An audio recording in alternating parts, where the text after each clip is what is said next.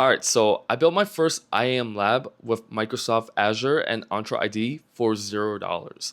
And in this video, I'm going to be walking you through the exact process of how I did it and tell you what I've actually learned throughout the whole process.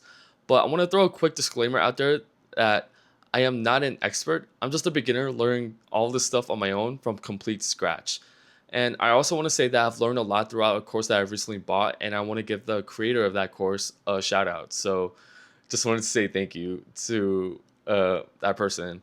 And if you want to see me create this lab from complete scratch to what it is now to what you're going to be seeing throughout this video, then consider subscribing to my channel and liking the video. And let's get right back to I can't speak. Right back to today's content. All right, let's go. All right, so we're back. So I'm currently in the Microsoft Azure interface. So here we're gonna go to where it says Microsoft Entra ID, and if you can't find that, you just gotta go to the search bar and search for it. And you want to look for this blue gem looking thing where it says Microsoft Entra ID, and we're gonna click on that. Here, what I did was I had to create my first users because I'm currently not working for any organization or corporation. Certainly not in a IAM job just yet. So I had to create users first. So I'm gonna show you how to do that. So we're gonna go to users. And you can see how I created some users already. I created more than that, but I deleted some because of some parts of the lab that I was just playing around with. But where it's, I'll show you like parts of that like later. But for now, we're just gonna create a new user. So we're gonna go new user, where it says create new users. We're gonna click that, and then we're gonna come up with like an imaginary name for our user or our fictional avatar. And in this case, what comes to mind is, let's go with Patrick Star.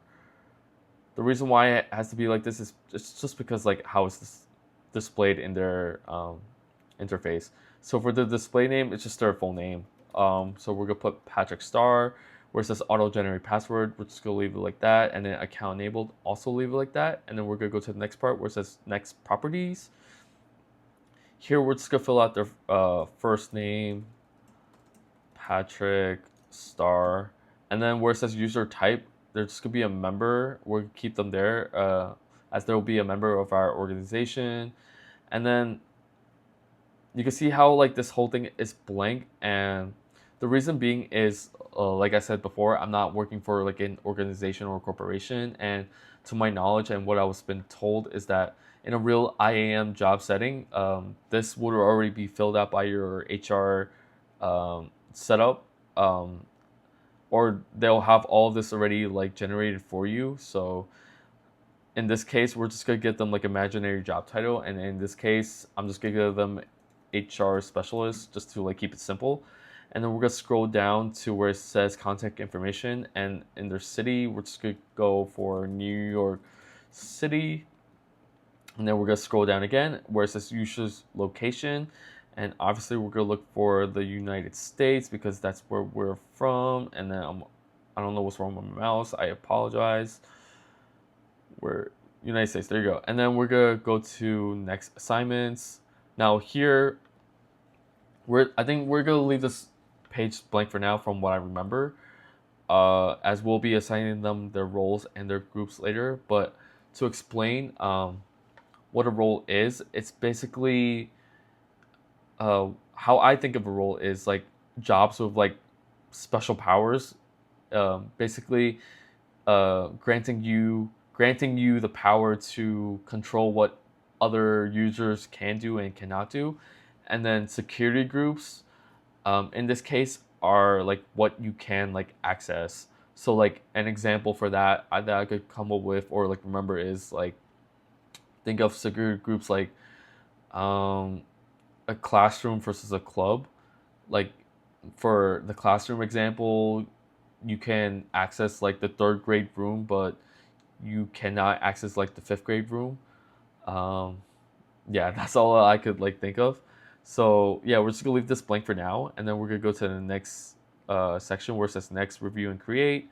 We're gonna make sure all of their information is correct. From my screen, it looks like it is. There's no typos, so we're gonna press create. And if you don't see their name here right away, what I do is I just press the refresh button and they just show up like right after. So we're gonna go to the user that we just created, Patrick Starr, and yeah, their profile is created. So now the next step that I did after that was I had to assign them a P2 license. So a P2 license is basically, I want to categorize it as like extra protection. An example that I could come with uh, that reminds me of like P2 license is like think of it as having like a student ID and you're upgrading to like a digital ID. And that will also enable us to continue with this lab. It will allow us to assign their roles and assign them their security group. So how we're gonna do that is we can either go to the left where it says licenses, or we could go to where it says assign licenses, and you can see how there's a 0 next to it. We could click that as well. So I'm gonna do just that. And then we can see that there's no licenses assigned to this person yet. So all we gotta do is go to this link right here where it says go to M360 Admin Center and click that. And it'll just take a few seconds.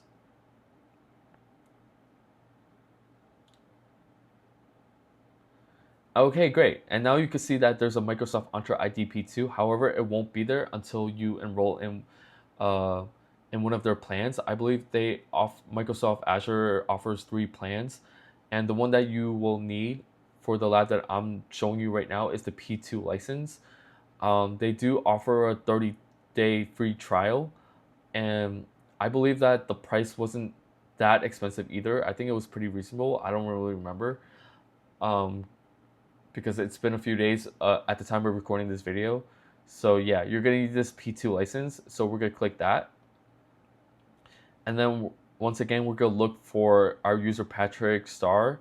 And if we can't find him, we'll just go to where it says assign licenses. And then either type his name or just click this search bar and his name should appear right here. But if it doesn't, you could just type it out. So I'm gonna click his name.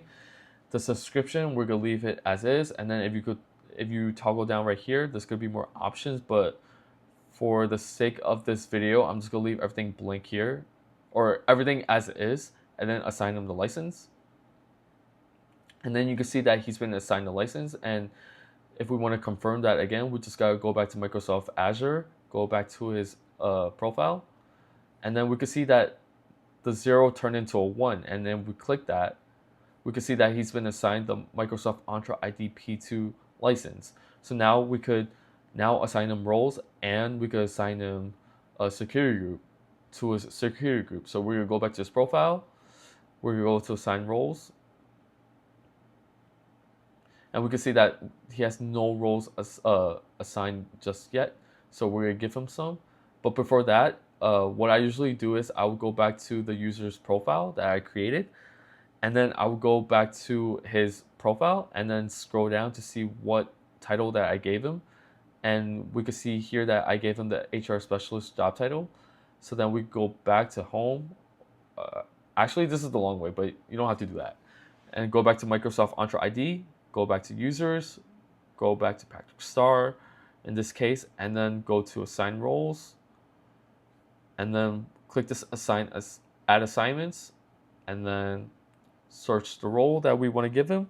So like in this case, you want to give your users as minimum roles as possible for them in order for them to do the job that they said they. You want to make sure that they the amount of roles that you assign them. You want to make sure that it's minimal. I can't talk today. I don't know why. You want to make sure that the roles that you assign to them is minimal for them in order for them to be able to do their job as efficient as possible. So for HR specialists, so I'm gonna scroll down this list, and then I can see that directory readers is a role that I could give them because I'm pretty sure they go through catalogs like every day and like examine them. So I'm gonna give them that. And then everything looks good, so we're gonna click next. We're gonna go active, and then we have to enter the justification. Role is needed for user to enable them to do their job. And then we'll click assign. And then we're gonna refresh it. And then there you go, directory readers. We're gonna assign them one more, I think. For HR user, any of these, most of these I would say look plausible. For HR user, let's see. Knowledge license.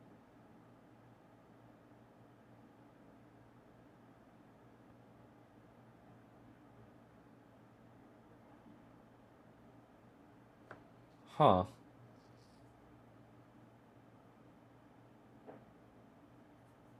They could be user administrator too. So I'm gonna go next. Go to active, same reason, role needed for user to enable them to do their job, and then assign, and then refresh. And then you can see how the two roles that we just assigned them will be shown here.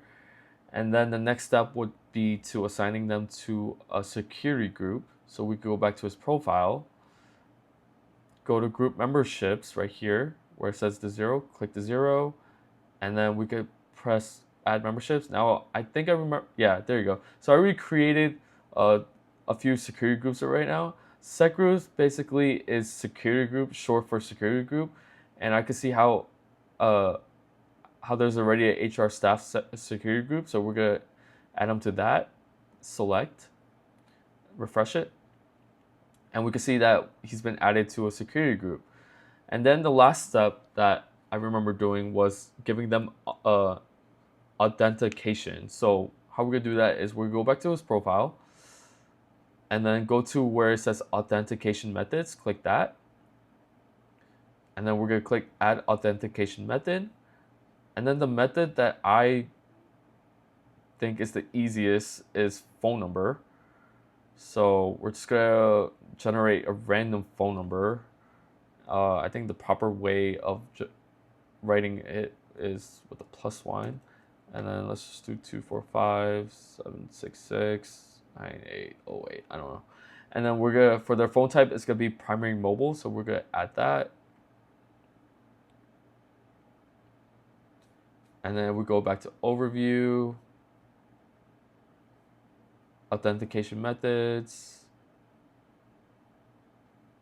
And there you go. Its number would be needed for authentication purposes. So yeah, that's how far I've got in so far in this journey. I'm probably gonna like experiment more on this platform and then put together like a portfolio so that I could like provide all this to the person interviewing me in the future. Hopefully I could gather all my thoughts and explain the process a little bit better to the interviewer and then to you guys in the future for you guys to understand. But thank you for sticking around this long, and I'll see you guys in the next video. Peace.